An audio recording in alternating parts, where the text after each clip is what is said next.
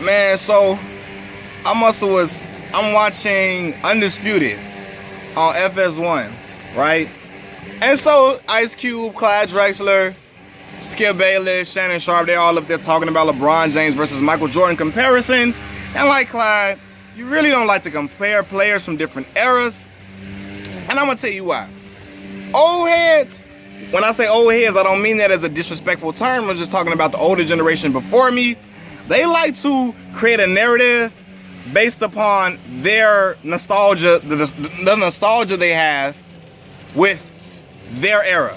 They have a bias that they have a deep connection to their era. So they like to try to say that everybody in the old school times, the 80s and the 90s, players today couldn't play in that era.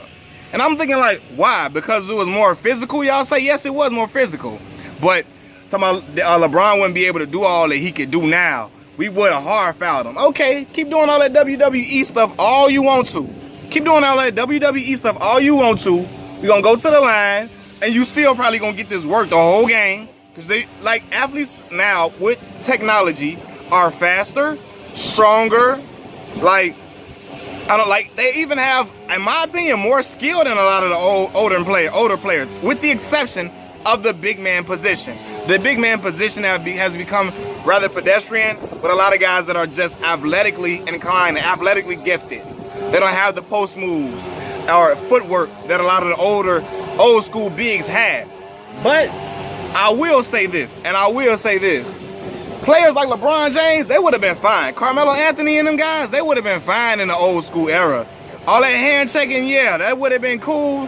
But who finna stay in front of Russell Westbrook? John Stockton? Come on, yes, Gary Payton, one of the best defenders of this era. I still think Russ is way too explosive and big for Gary.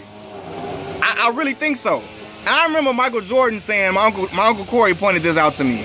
Michael Jordan said the player that gave them the most frustration, the most problems was Joe Dumars.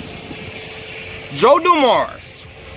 Joe Dumars. Yes, Joe Dumars is a great player. I'm not disrespecting him. Very, very good player. But Kobe Bean Bryant and Carmelo Anthony and them would have smoked Joe Dumars. Let's be real. Yes, a lot of the older players, they set the table for what the young boys do today. But ain't no way in hell you telling me. You not telling me that Dame Lillard couldn't pop off on them guards back then. Come on, man. Jason Kidd and them would have got ate up D-Rose and then killed Jason Kidd. Way too